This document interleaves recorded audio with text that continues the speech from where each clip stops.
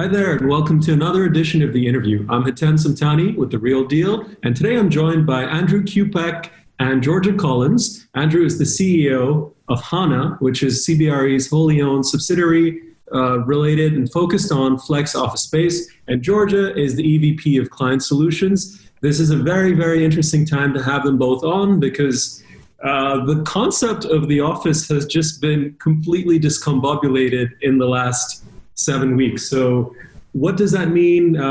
What does that mean for their business? What does this mean for the office market at large, both in the short term and the long term? We're going to talk about all of that and more. I don't want to spend too much time on the havoc that the pandemic has wrought, because let's assume that it's done quite a bit of damage. What I'd like to start with is, I guess the premise of your business is more relevant now than probably ever, right?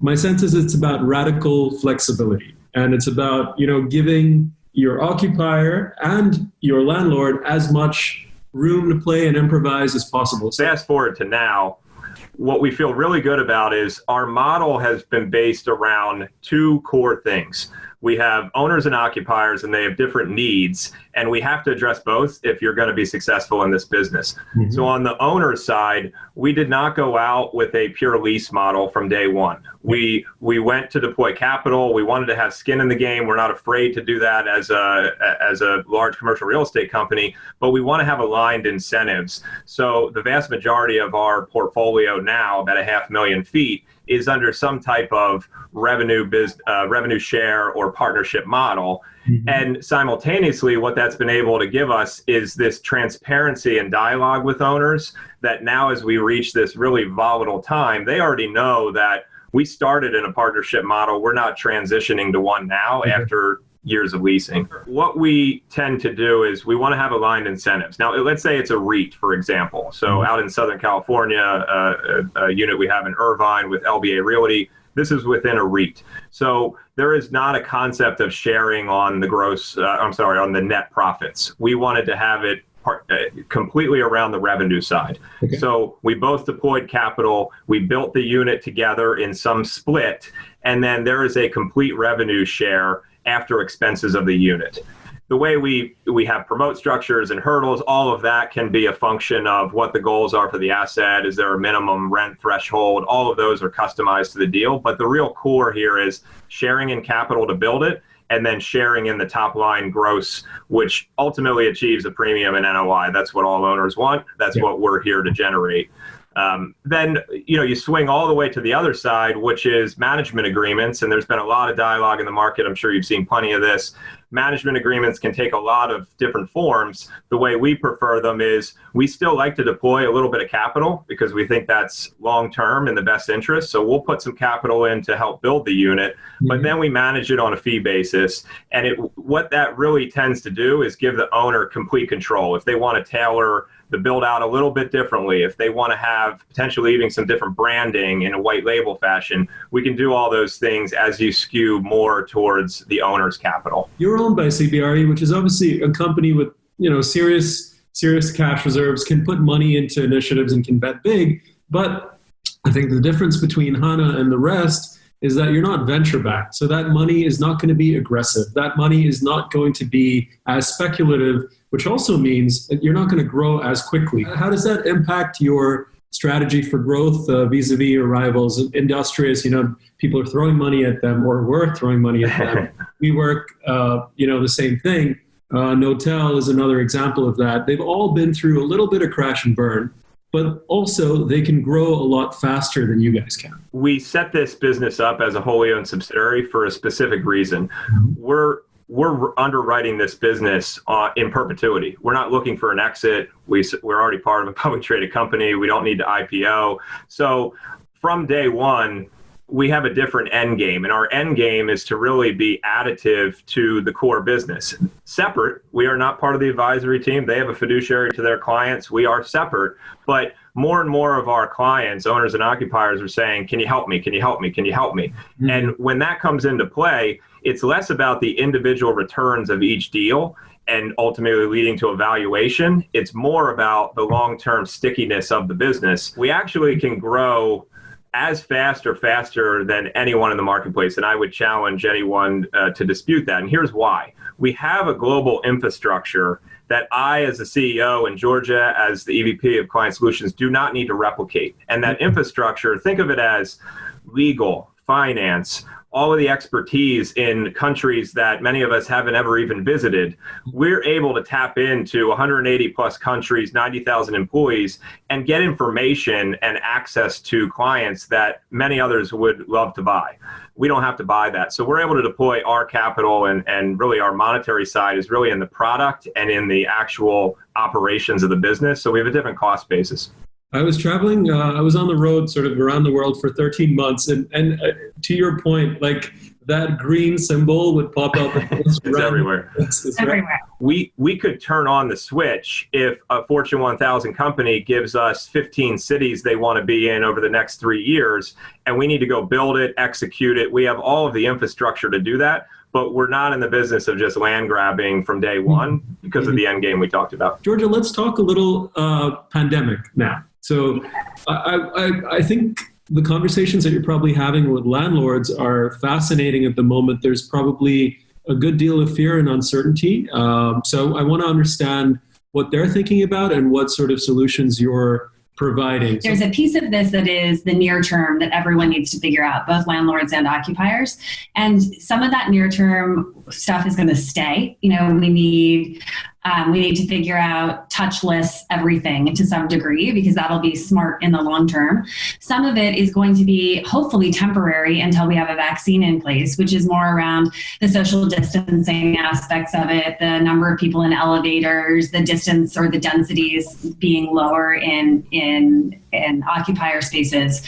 But I think overall the question, you know, there's a question that the world is really asking right now is the office dead, or is anyone ever going to want to go back to the office? And we think that a lot of the flexibility that many of us have enjoyed will also stay around. So, you know, historically there have only been a certain number of organizations who have allowed their people to work flexibly by choice or remotely from home all the time. And I think what we've done is that in this massive experiment is kind of proven out that this can work, that we can overcome the hurdles of being able to see people in order to manage them, of security, of confidentiality, of all of those kinds of things. And so on one hand, individual employees are recognizing that it's valuable to have that flexibility, but they are also missing the connectivity that comes with being in the office. And so I expect that there will be more fluidity and how people use space, but that there will continue to be demand for office space, because the importance of people showing up and connecting with one another is not going to go away. The bigger sort of zoom out point, and the reason I wanted to have you both on, is there has been a tragedy, which is the erosion of trust in, you know, the great unlock in the sharing economy was, you know what, I'm not using my apartment, I can put it up, someone else could stay there, right? Airbnb, Zipcar, where Andrew comes from, same thing, right? I only need to use the card 3 hours a week, the rest of the time, let's get it out there. There seems to be a pretty big very rapid erosion of trust around shared anything. This idea of continual sharing stopping and everybody wanting their own stuff, we're not hearing that. We're hearing, how can we phase back in a smart way? And as Georgia said, once there's a vaccine, once there's certain pieces of this that we feel more comfortable, the human nature is some of this is going to go back to a bit of how it was, and some of it won't. How quickly do you think that will happen though, right? You know, like the classic example is if you're bit by a dog as a kid, it takes years to kind of feel comfortable around a dog. And I'm not, you know, I've been thinking about that quite a bit, because there's this fear that's come in. And I think your entire business has been based on trust and, you know, mutual sharing and all of that. And there's fear, it takes a while. When we went out and created that product, we intentionally proportioned our space to be more skewed towards what we call team suites. So a team of 10 is in a suite that accommodates 10, or a team of 15 or 30 or 40 is in a suite that accommodates them. So we have less of the open shared space in our product than maybe some of the other operators in the business. And that was intentional, because we knew that enterprises were looking for more control over their environments. I will say, at a portfolio level, from an enterprise perspective, workplace decisions have always been about trade-offs. And while while individuals may have discomfort, your example of being bitten by the dog, there's going to need to be a trade-off, because we don't have, all these organizations do not have endless money to spend. What I expect to see is enterprises having that conversation with their employees and saying, great, Andrew, I want to encourage you and empower you to make the best decision about where you need to be in any given day to get great work done. But for that flexibility, I'm going to ask you, when you're in the office, to share space. Yep. Because I can't just hold that space for you. But holding up my end of the bargain, I'll make sure that there is enough space so that when you come in, you have space to touch down in, whether it's an office or a desk or whatnot. And I'll make sure that it's well maintained. So strict cleaning standards, sanitary practices, whatever it is, so that you have confidence that you'll be healthy when you're in the office. We're all lucky to live in alpha cities that draw the sort of the best human capital, the greatest infrastructure, and these sort of magnets for creativity, finance, business, entertainment, you name it. With this mass adoption of remote work, do you think there's a case to be made for more of your business moving into tier 2, tier 3 cities? And is your business model something that's financially viable in places like that? I've talked to a number of enterprise clients, even in the last 6 weeks, who have said we're really thinking about our strategy more as a hub and spoke model, where we're going to continue to have a hub, but we might have smaller outposts in those spokes, so to speak, in those, surrounding metro areas, or maybe in areas where, cities where we have decided not to have a really large traditional lease. We might have a couple, we might have a suite in flex, or we may just give our people memberships to use flex space if they want to get out of the house or whatnot. And so what does that mean for the landlords in those cities? Have you had those conversations in let's say, yeah. I'd love to touch on the financial side, which really is around the landlord side, particularly in a partnership model. So we haven't talked a ton about this publicly, but it's definitely something we've spoken to in the past. We see the network of Hana being built in a couple different ways, and this goes back to the earlier part of the conversation when we said different deal structures. Mm-hmm. We view the world that there will be full-blown Hanas, like you'll see at 3 World Trade Center, like you see in Dallas, like you see in Irvine. And they are built to a certain standard, a certain spec. They tend to be larger, 50 to 100,000 feet, and they're the full boat. But then we see this opportunity of what we're calling an affiliate network. And certainly there's different models, marketplace type ideas, but what we're really focused on is in places where we may not have a unit or we may not be contemplating building one, what is there? And it could very well be a landlord brand or a landlord solution operated by Hana from a platform standpoint. So we're bringing all of the advisory pieces to fill the space, the technology, and it's really the landlord's unit within their asset. But then we're able to offer that to the sophisticated occupiers that might need 30 to 40 cities as outposts. Because I think it's unrealistic to think in the next phase that you will have a retail business like Hana in every city across the globe. That's not the end goal, but having that network effect where you can come to Hana and you get a solution that works for you globally, and that'll be fit into different affiliate units potentially, is something that I think you'll see unfold. I had a chat a couple of weeks ago with Brendan Wallace, who's the head of Fifth Wall Ventures. CBRE is an LP in that company. He made a really interesting point, which is he said landlords in the future have to be more like micro mayors, which means they're not only responsible for making sure the elevators go up and down and the lights come on, but also they've got to be responsible for many other aspects of well-being in a way that we haven't necessarily thought about before and has been accelerated by something like coronavirus. I'd love to get your thoughts on that, whether you've already seen those shifts, whether you guys are thinking about those things. I think we started to see some of that tendency even before COVID, when landlords started to say, right, my enterprise, in order to attract and retain the best tenants,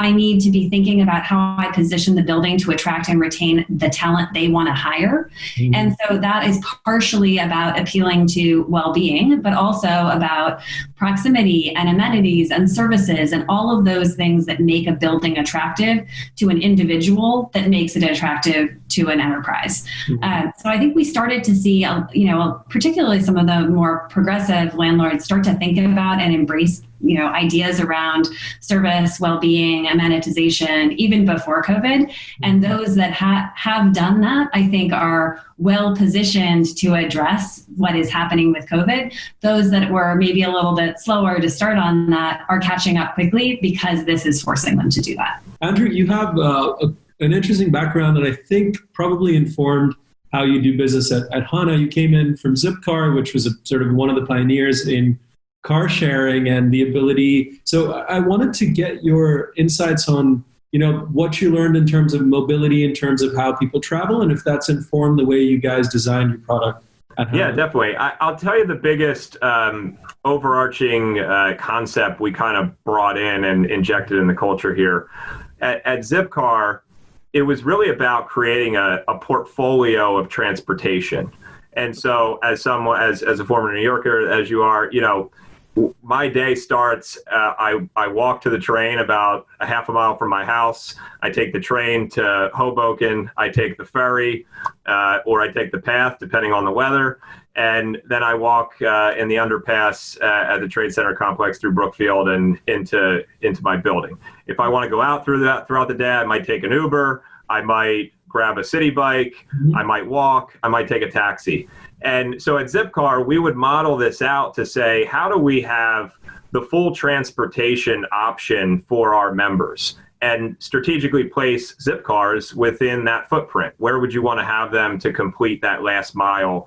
And so not too dissimilar here, we view FlexSpace and Hana as that portfolio of real estate options. The direct leasing is not going away. It's going to have ebbs and flows, but the vast majority of portfolios will still be leased or owned.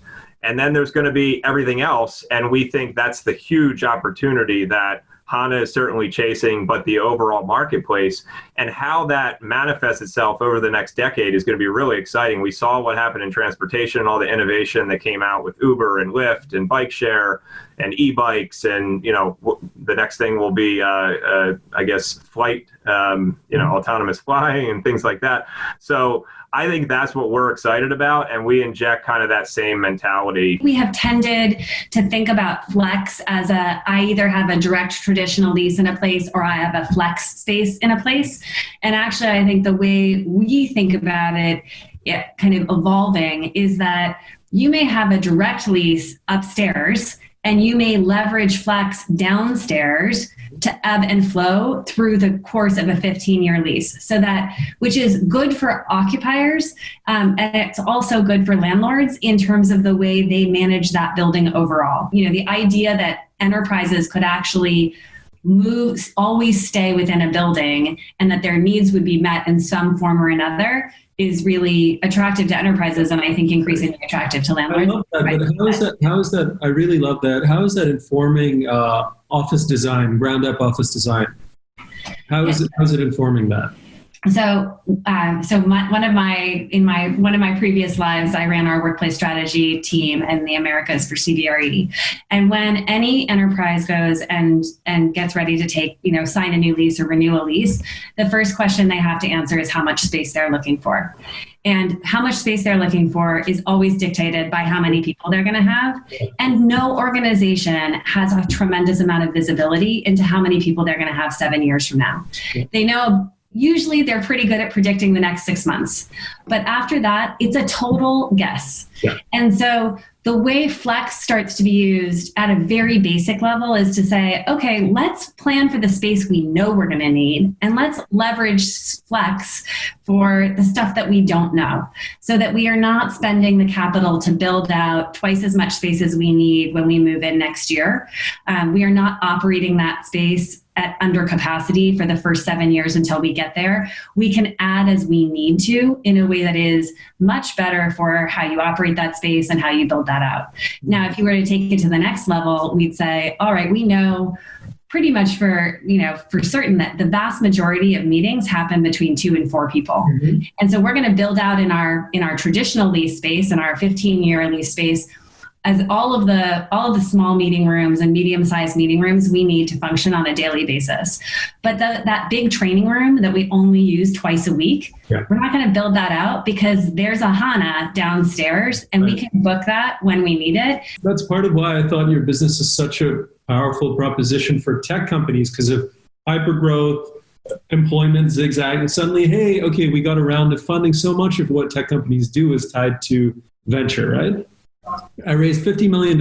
I'm going to grow at 300% and hire 700 more people. Right now, I have 40 people. Slack is an incredible example of this, right? That hyper growth and Facebook at 770 Broadway, Vornado building is another great example of this, where they came in, they took a floor, and within 7 years, they had 7 times more space than they started with. But for the landlord, that involved, it was crazy. I mean, Glenn Weiss from Vornado was telling me about this. Buying up someone else, kicking them out, taking that space, repositioning it, building out another space, holding some space for 6 months just in case Facebook grows again. It's a complete nightmare. And I guess that's where you guys could come in. Yeah, well, this is a great example. We're building a unit with JBG Smith at National Landing, which is where obviously Amazon HQ2 is going to be. And the developer, JBG Smith, this was at the core of why they wanted to bring in a FlexSpace partner. You know, there's going to be the ecosystem of all the different vendors that want to be around that environment. But then there's the tech companies themselves that are going to scale up and down, and they're going to build their own assets on campus. And, you know, being able to be fungible with that evolution of the campus is really important. Andrew, there's been a little bit of a misunderstanding out there about your growth plans for this year. So I wanted to talk about that and give you guys an opportunity to give us a sense of where you're at.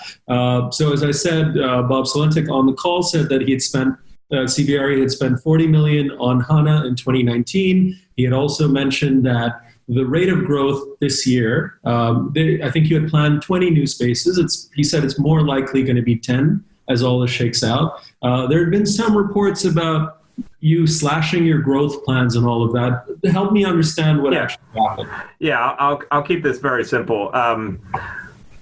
We're doing 2 things. We've always been cycle aware. It goes back to where we started the conversation. We launched in 2018. I mean, no one can deny this has been a 10, 11-year bull run of commercial real estate. We obviously have great research teams, and we were looking at top of market. How big do we want to get until some event happens? We didn't plan a pandemic, but we obviously understood there would be some correction at some point. So we feel good about we weren't too exposed pre-COVID. Okay. Now we're looking at, we have a pretty massive pipeline of opportunities to go build new units. The question is, how quickly can you build them with supply chain really being at a halt? So a lot of what Bob's comments were centered around were, we're going to physically open and have operating 10 units this year. Yeah. That's more a function of supply chain and capabilities to actually get them done. That's not an indication of where we're going in 2021, but I'll caveat all of that with, we're not focused on going out and raising money. We're not focused on any of that. We can turn the trigger to move as fast or go as slow as the market dictates. Can you share a sense of how much investment is lined up for 2020? Do you have that number? Can you share something like that? You know, I'm not prepared right now to say it, but I will say one of the things we don't really talk about is there's a lot of infrastructure that we don't count as cost. Yeah. So when you're thinking about comparing to all these big VC-backed numbers of spend, you know, just keep in mind that everything has to be built from the ground up, whereas our investment is truly in the product and in the people. I want to get a sense, if you could, a prediction on where you will land as a company, given what's happened, in terms of, is this in the long run going to further accelerate demand for your business? Is it going to be maybe a decade-long slowdown in what you were hoping for? Just whatever you can tell me. I think what you're going to see is deep landlord partnerships emerge, not just those who have invested on the cap tables of certain companies, but true partnerships. And that's going to be the catalyst to truly get into this management agreement phase. We're going to get out of leasing into true operator model. And we see this turning into a hotel model where there will be a proliferation of this, and Hana will be a big player in that.